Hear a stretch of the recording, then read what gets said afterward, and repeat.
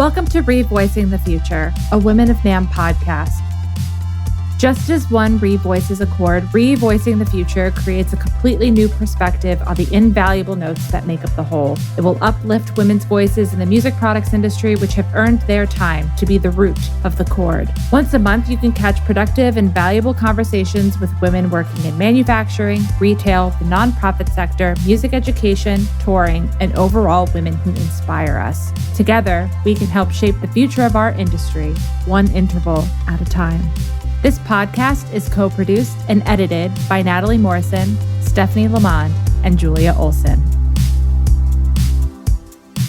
What's up, everyone? Welcome back to Revoicing the Future. I'm your host, Natalie Morrison, and I'm here, of course, with your co-host, Steph Lamond. We just had a great conversation. I know. We just interviewed the two new council members joining Leanne Chu on the Women of NAMM Council. We just had Morgane Devos, who is the marketing director at Shure, and Gayle Eline, who is the vice president of Menchey Music, join us to really just talk about their career journeys, both very different. We saw literally two different sides of the coin, but also how they complement each other through their career journeys and their visions for Women of NAMM. And we had some fun. I don't want to give too much away. Yeah, just getting to know our new leadership and their visions for this chapter as we have folks come in, and just so excited to, introduce them to all of you. And I think what you were talking about that I loved seeing was that even through very different paths, very shared just human realities about all of this, about good leadership, about adaptability, and about how much a fans they are of the Women of NAMM Leadership Summit too, and how life-changing, quote unquote, you'll laugh when we get into it, that resource is for everybody. And this resource in general, Women of NAMM, it was such a wonderful kind of reflection on what difference it has made in their lives and what brings them now to leadership to try to spread that difference and effect and stuff too for all of us. Exactly. Pretty special. And they're just awesome. It's just a fun conversation. So, Now, don't forget to keep up to date on the upcoming deep dives and any other information from Women of NAMM. So be sure to subscribe, follow on social. You guys know the drill already. Yeah. And we're just going to let you sit back, relax, and get into it. Woo. So we will see you next time. Adios.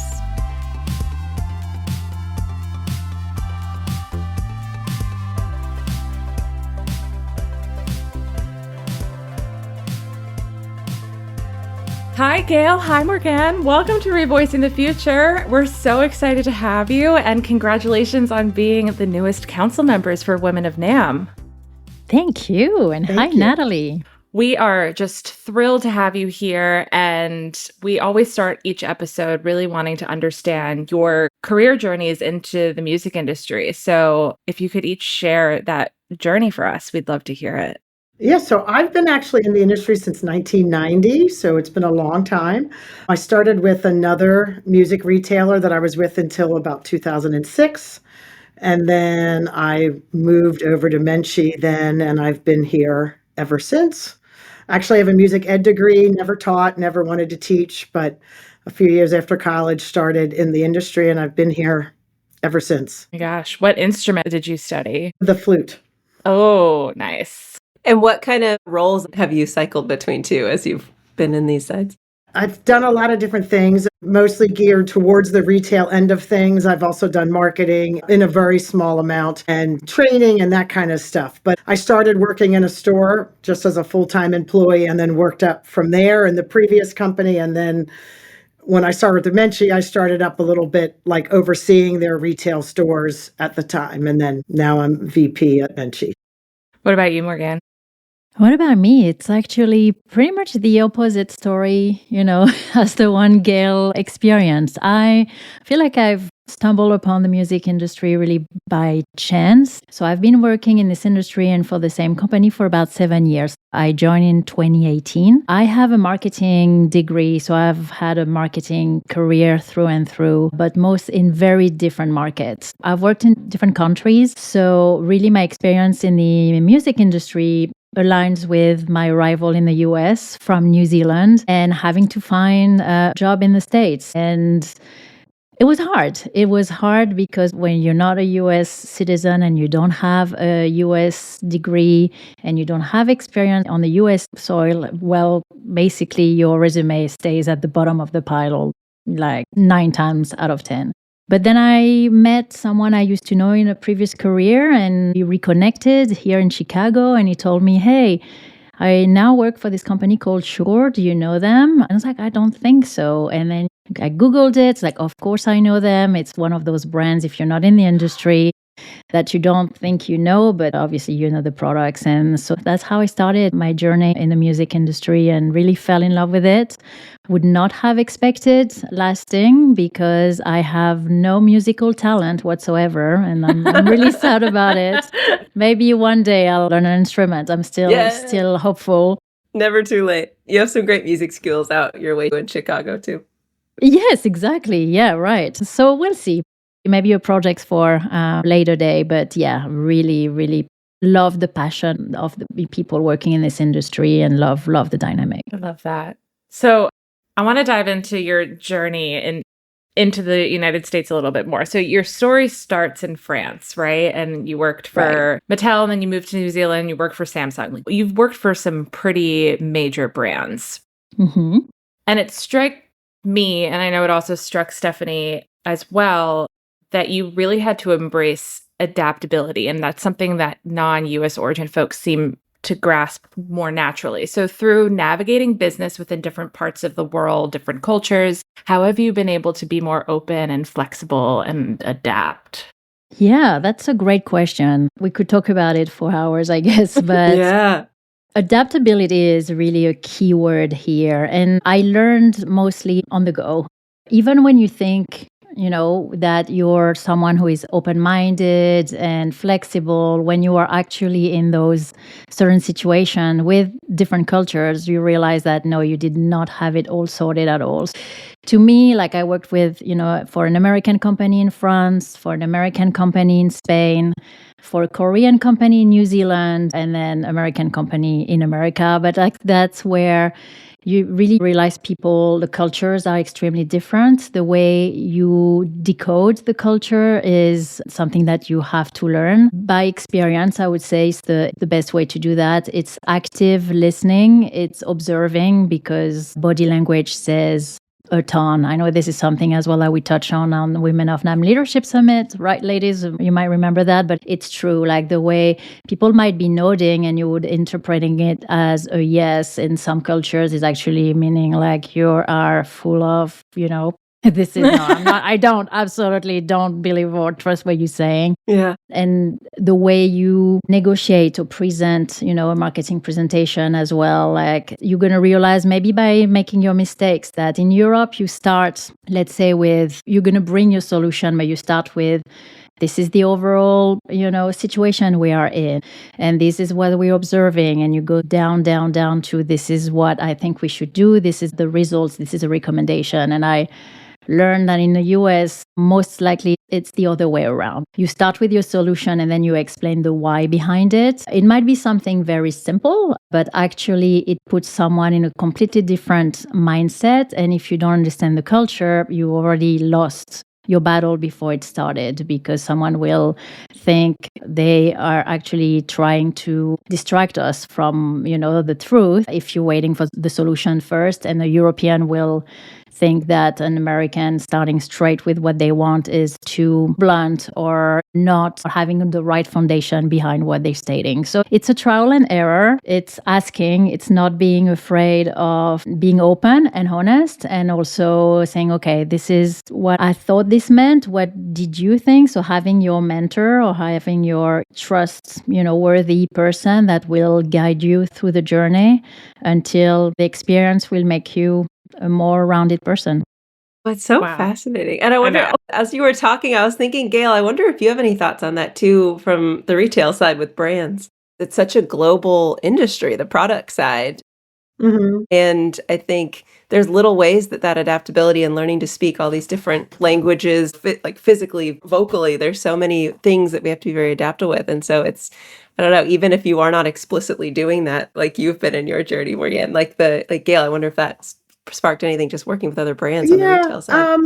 A little bit. I mean, I don't deal with the manufacturers themselves, so I haven't been in that part of it that I'm talking to people in other countries. I'm dealing with that. Mine's more on the sales floor itself. Yeah. And those folks will be here too and stuff. So yeah, so it's a little different. This is a very random question. We're also going to talk about work-life balance later, but I feel like I watch this just depicted specifically in TV shows, but work-life balance in France is so different than America. So was that a big adjustment for you as you've moved around, or because you moved around a lot, you kind of adapted into that work-life balance mode? yeah, different cultures, concepts of how much we give to our job too. We're not great on that here. So It's true. yeah, that's such a good question, Nat. It's a good one. And it's probably good that I eventually arrived in America. So it was probably not the two extremes from France to the US. Although I think there's also a myth or that we think that France is, I mean, they are, they have a lot of vacation, but I think the work-life balance, you can define it in France. Yes, they have a lot of time to take off. Like, I think if it's still the case, minimum legal is minimum 5 weeks a year that you take, plus depending on the benefits you have with your company, depending on how long your legal work hour per week is, you can get more. So they take longer period of time to completely, I guess, shut down and disconnect and re-energize. On the other hand, I've always experienced that my work hours per day in France work way longer than what I experience here in the US. Interesting. So in France, like, it's an 8 a.m. to 8 p.m. used to be pretty much my, every single day, going home and usually connecting back, after dinner to keep working. And it's not uncommon in a French company that, you leave at 6:30 because you have something to do one day, and people are like, you're taking half a day off today. And I'm like, okay, great. I feel like in the US, if you stay long hours constantly, it's more like you're not organized enough. You don't actually do your work in the right amount of time. So you're not, effective pretty much and efficient. So it feels like in the US, maybe you take less time. Yeah, like the 2 or 3 weeks a year of vacation hurt when you come from a European country. But your day-to-day is lighter, I feel like. So the work-life balance on a daily basis, I think, is better in the US than what I experienced in Europe. What I miss is those 3 weeks in summer. Yeah, that I miss a lot. You debunked a myth.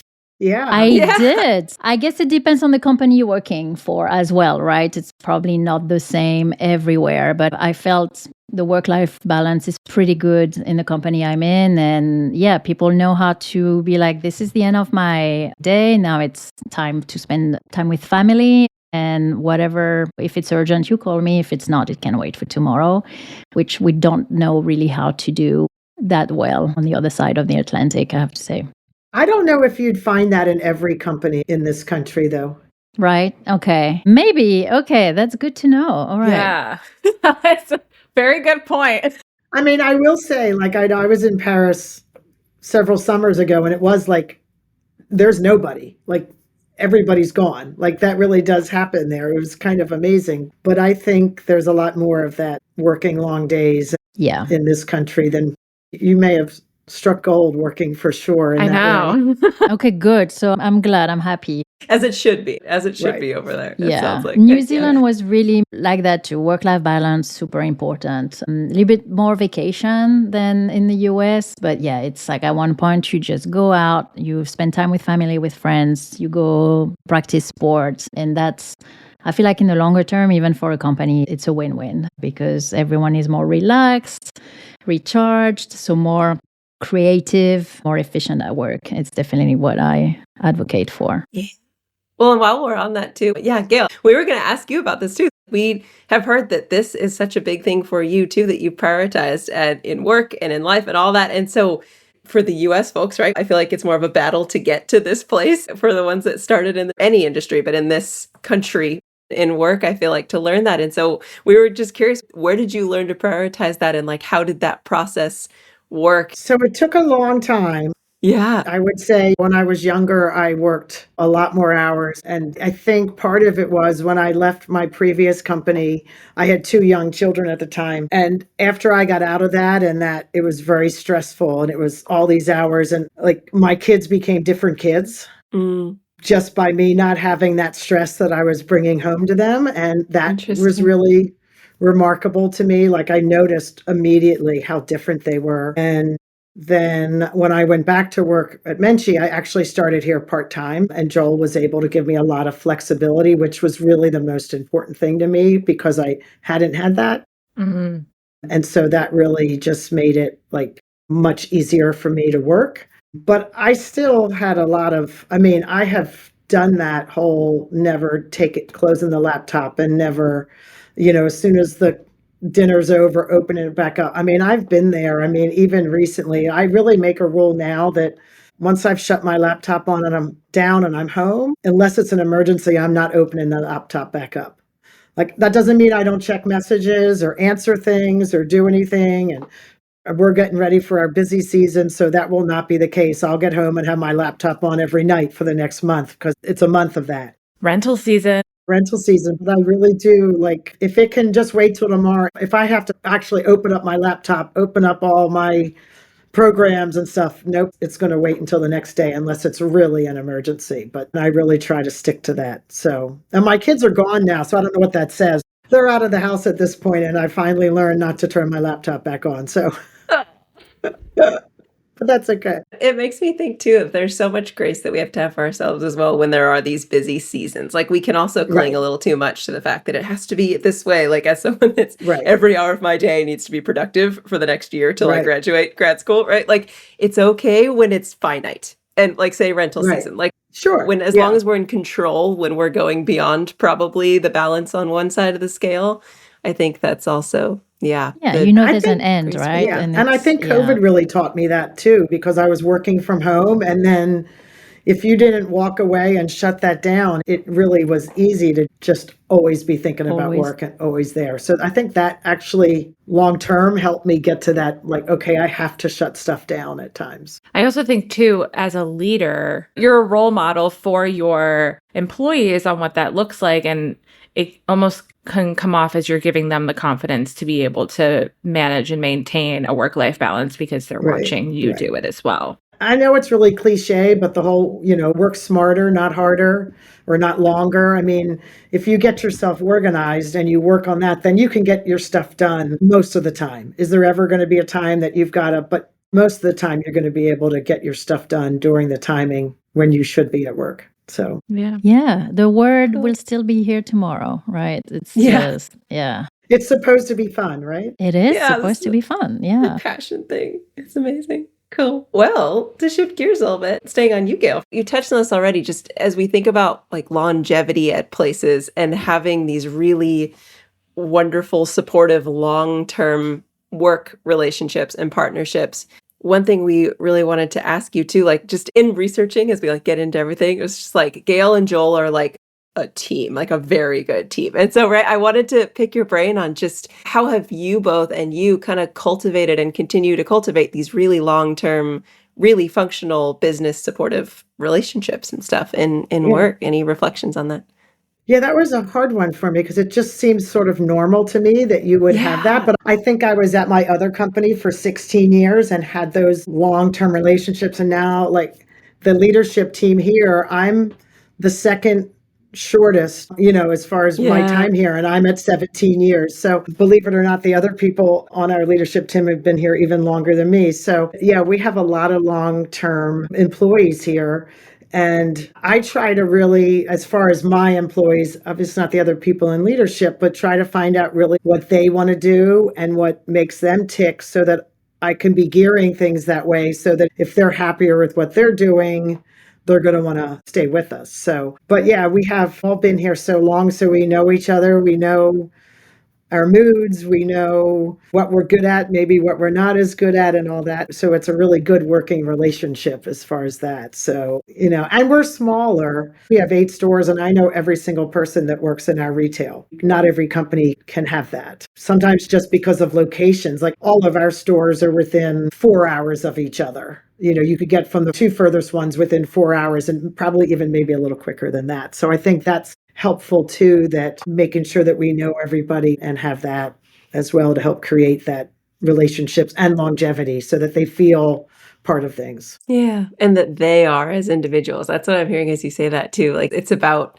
the person and kind of, being able to relate to them as a person. And like, how do you like to do this? How do you function? It's so good that there's a culture of it, that it's so subconscious, that it just works so well. That's a gift. That's awesome. Right. Yeah. But that also says something about the company and the structure that you have all built over this trajectory of its existence, that you're keeping leadership in roles like this for such a long period of time. Yes. Yeah. It's a good place to be. I love Hats off to Joel. Yeah.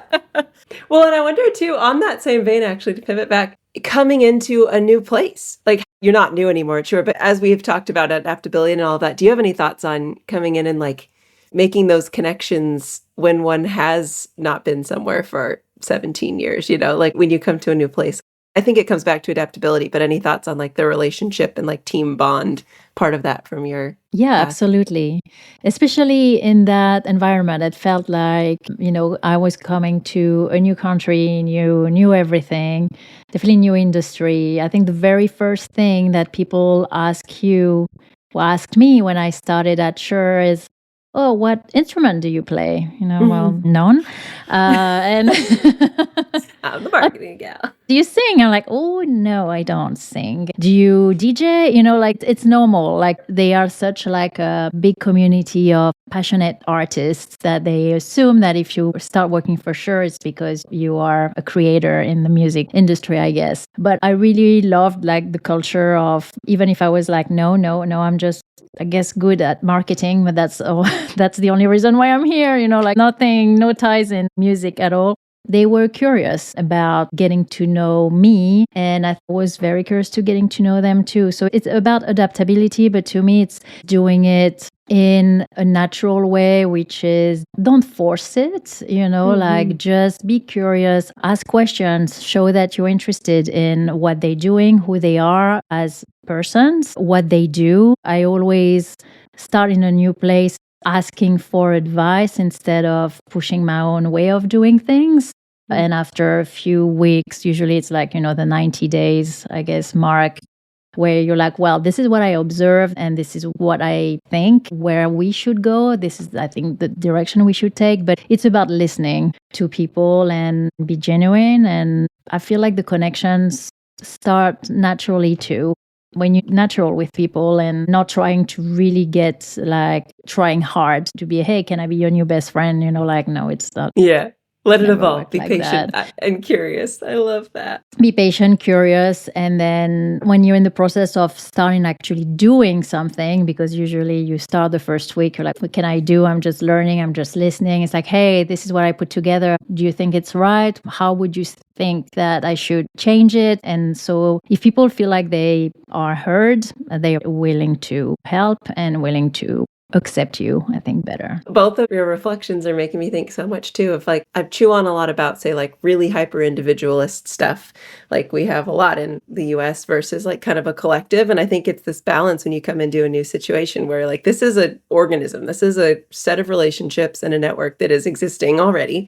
And it's just such good sense to be like, okay, I am now entering this, like rather than, kind of bashing down the doors, be like, I'm here to do all the things. Like it's so wise to be conscious that this is a thing that is already here. So how do I fit into this whole, what do I need to do? Maybe if there's room to grow and to evolve, but coming in that way as just, everything both of you are describing as a set of things that interrelate is really good leadership and relational sense, it sounds like to me. I also really love how you both have very different experiences and they have their differences, but hearing the similarities across all, I just find this dynamic very fascinating right now. Like very unplanned, which is really cool. Yeah, you can always learn from each other. I love that. So, Gayle, as we were putting these questions together, I did reach out to some of your Summit classmates to get some little insights on what your strengths and superpowers are that I could pick your brain on. And everyone said mentorship is such a huge thing for you. So I would love to learn more about how you prioritize that within your teams and how this looks and just why it's important to you. So I started doing training and that kind of thing back in the 90s. I hate saying that. It makes me feel so old. But, just on a very basic level. And I think I just realized that it was something that I really enjoy and that I'm somewhat good at, as far as, like I said, finding what makes them tick. What are they good at? What are their strengths, so that we can capitalize on those and build on those in order to get them and kind of figure out where the best place is for them, more so in this company now, just because when I was there, just in a different role. And so that's really what I try to do when I hire somebody. Once they're here and they're like, okay, this person's great, like, what can we do to keep them and keep them great, keep them productive, and keep them happy? And here, where can we move them? What can we have them do for us so that they're happy as well and learning and growing? And so I really try to do that with mostly full-time employees, but even in some cases, part-time employees in retail, to see where they can fit, whether it's in retail or whether it's in a different department completely, because we've had people that have gone from retail that are now buyers and that kind of thing. So really what fits them best, so where they can grow the most within the company. So I'm always trying to do that and get them to be the best that they can be in whatever role they have. I guess that's what makes me tick. See, maybe I should have used that music ed degree to be a teacher. I don't know. But I think you're doing it subtly. it's kind of what I do, just in a different thing. I mean, that's what I like to do, to see a raw talent come in at 23, and now they're overseeing 6 of our stores and have grown within that, and get them to that and see them build their career, I find very satisfying as well. So, I mean, that's what I feel like. That's why I'm here in this company, in this position, so that I can, make as many people successful and grow as I can. That's really what I try to do. So That was beautiful. Amazing. It's very inspiring. Yeah. And again, we call that person-centered in the therapy world, right? Like, it's about individuals for you and the humans, rather than just you're filling a role for me kind of thing. Right. It's beautiful. That's how you I've get always these felt relationships. like the stronger people I have surrounding me that are in support positions, like, the easier my life is. Yeah. Right? I mean, if I can get everybody else who's doing this stuff to be stronger and strong, and then things just hum along, and you're not always putting out fires and trying to figure things out. And, so the stronger I can have every retail manager, as an example, then the more we can think about other forms of growth, rather than worrying about the day-to-day, how a store is whether it's going to get open or not. So that's the other side of it, is having them so that way I can focus on bigger, more exciting things as well. It's good business. Did you have a mentor in your life that had a huge impact on you, that maybe triggered more of wanting to be that person to everyone else coming through the Menchey world, or just the retail space in general? I worked with someone in my previous position for a really long time who was just his own person, but he really did that. So I think that he definitely was a mentor to me in a lot of ways. I mean, he started me in the industry, and then I worked with him for 15 years or so until he retired. So that really formed a lot of what I did and how I felt. And, there was good and bad in that. But by the time I got here, a lot of that was sort of already set.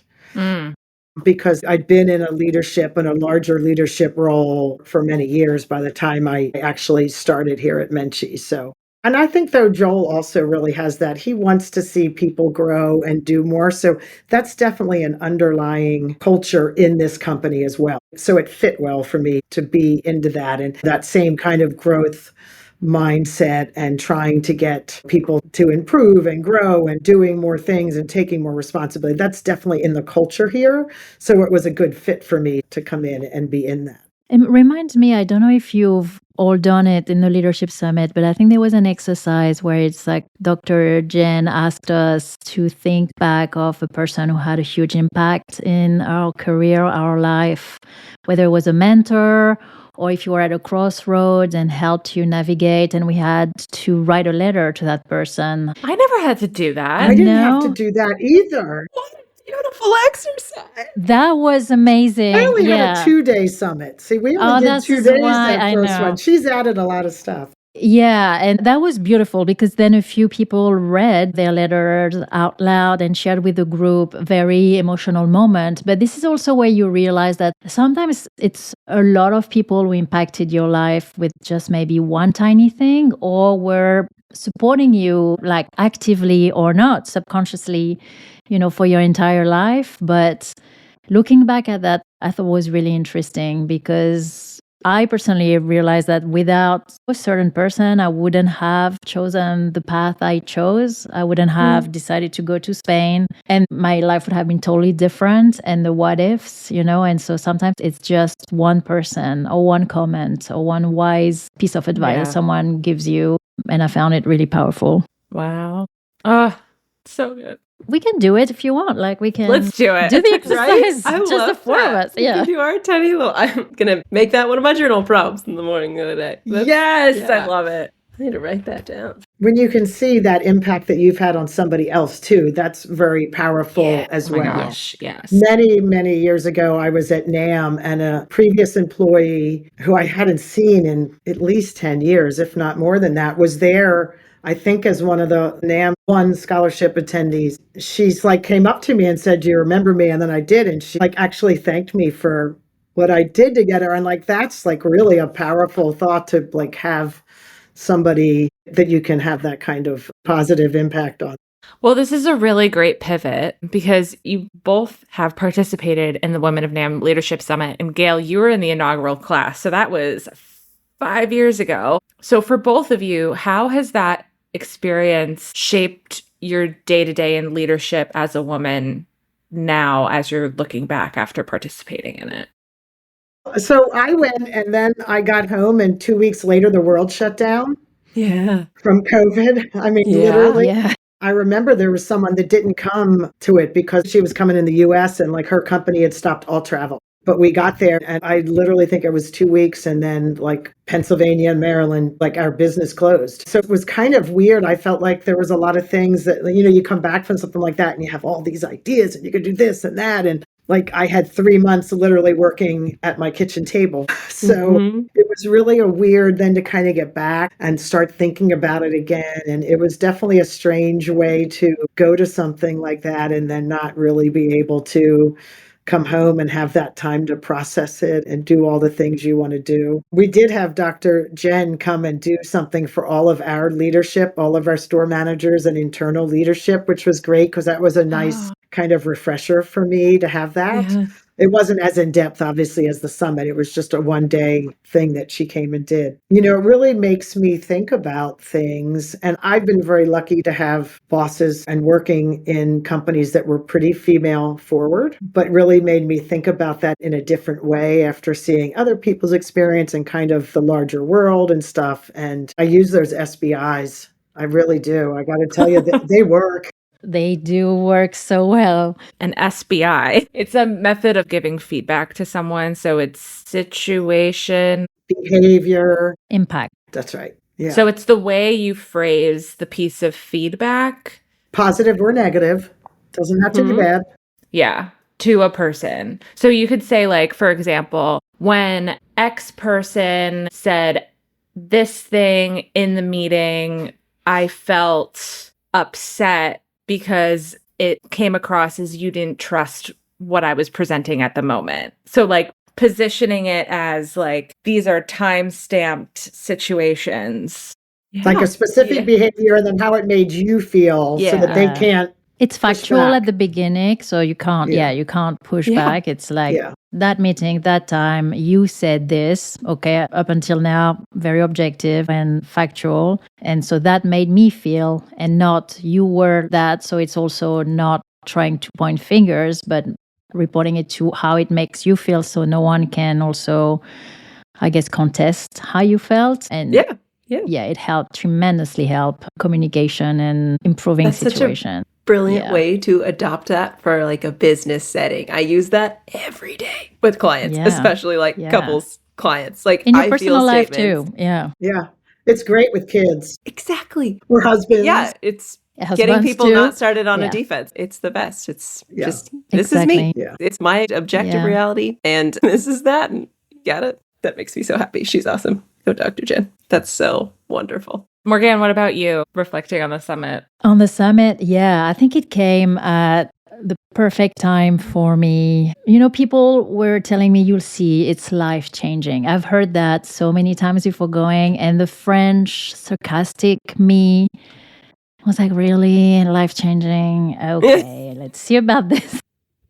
But seriously, it was life-changing. Like, to me, it was very intense few days. I feel like if you're not ready to do the work, do not go, because you have to be okay with being honest, open, vulnerable, and putting it out there in front of women who are your best friends after day 3, but that you don't know at all on day 1. But to be honest, there's not one single week where I don't think of Women of NAMM and the tools that Dr. Jen teaches us. The sense of community is amazing. Shortly after the summit, I had a really big, exciting promotion at work, but that was also really nerve-wracking because it was through a reorganization. So not everyone was happy where the structure was going. So I was promoted from senior manager on like a portion of the business at Shure to marketing director, overseeing the entire portfolio, go-to-market strategy for North America. And so it's like, okay. And I've probably been through in the first 6 months what a director would go through in like 3 years. I don't know. And so it was very intense. And I was really hanging on to everything I actually learned, all the leadership tools that Dr. Jane taught us during that summit. It really helped me. And again, the community, that WhatsApp group we have, like, I was like, I don't know if I can do this. It's like, you can do, like meeting, you can do this. And having those women that know what you're going through, they know the industry, no judgment, that's really a treasure. So I talked about this summit to everyone at work. We have a diversity and inclusion meetings at Shure, and in the woman one, like once I just took maybe 45 minutes to explain what we did and trying to motivate other women to apply. And I'm super excited to see that the last 2 years, there's always a Shure person there. So I've managed to motivate women to apply, which is one of my goals, I guess, also working from this council. But it really holds a very important place in my journey and for my future career too. I love it. Amazing. That's fantastic. You're right. I have had 2 more people go, and I have a 3rd person going this year as well. So it has to be good, or else we wouldn't be wanting to send more people. So exactly. Yeah. Well, want to give y'all both a platform as newly appointed Women of NAMM council members. We'd love to hear what individually your visions are for coming in to this, right? Like, share your vision, please. Can't wait to hear it. We'll get into a little more granular things, but highest level. Yeah, I mean, the Women of NAMM vision already about, empowering women in the industry, for me is so inspiring that this is definitely something I want to contribute to. It's sad, frustrating as well to see that we are not that many in this industry as well. It's growing, I believe, and don't quote me on that. I don't have any data to back that up, but it feels like more women are contributing and working in this industry, but it's still not enough. I mean, this is what I'm seeing as well, coming from more consumer goods kind of companies to this industry. And I work in marketing, so it's usually highly female skewed, but we're not that many. And so my vision for Women of NAMM is, it's such a great cause. It's such an amazing program. And as responsible for the marketing committee at Women of NAMM, I want to make sure that we grow the awareness, that more women within this industry know that we are here, know that we exist, that we can help, giving them the tools to reach up to higher leadership roles in their company if they feel that they're struggling with that, if they feel like because they are women, they're not going where they're going. Well, we can help with that. And it's not just the council, it's the community. And so it's spreading the word and making sure that we are known and we rally more women to these troops is my number one goal and vision for Women of NAMM. I agree 100%. And then within that, just anything we can do for more professional development for them. I do feel like a lot of our stuff is geared towards people who are in leadership, but also hopefully helping people that are newer and want to get into that and helping them develop those skills as well. So we're all hoping that we can add some more professional development type things to our current programs. So more people involved, more people know about it, and then that they're getting more out of it depending on where they are in their journey in the career. Across the career journey, which mirrors so much, but both of you have done in your careers as well. It's cool to see the exact passion points we've already talked about kind of reflected in what y'all are going to be bringing to these roles. I know. We're so lucky to have you. We're so Amazing. lucky. Okay, we have 2 more questions, and they're both fun. But the first question, Morgane, I hope you had a little laugh when I wrote this one in the question because I was just sitting there researching and thinking about things, and if you can share. You worked at Mattel, so I would really love if you could share any thoughts on the cultural footprint for women that the Barbie movie had as you came from the consumer goods world, and that's a different kind of landscape of working versus the music industry, for example. So if you could share any of that. I can share a little bit. I guess I'll share my own personal opinion so that doesn't engage, anything Of from course. Mattel or any other organization. Disclaimer. But yeah, when I worked for Mattel, I worked as a brand manager for the brand Barbie, both in France and in Spain. And so when they released the movie, I was so excited to see that it was finally happening. I mean, this is something that has been, I guess, a wish, or a goal for the company to turn the Barbie image around a little bit. I mean, Barbie has been in our lives for, oh my God, I think when I worked there, it was the 50th anniversary. So it's probably going to get close to 70 years around. But it's always been a polarizing toy that little girls love. Some moms love because they used to play with, and some don't because they feel like Barbie has too much of a bimbo image and it's not what a doll should reflect as far as the image that we want to convey for women. So the fact that they released that movie, I was really excited to see. I think it was, in my opinion, I loved it. I think it was a really, really well done movie that yes, is feminist, has feminist cues too, but in a good way for me. And as the marketing person who worked there, I loved how they've evolved the brand and the doll. And it's not stuck in the Barbie from the 50s.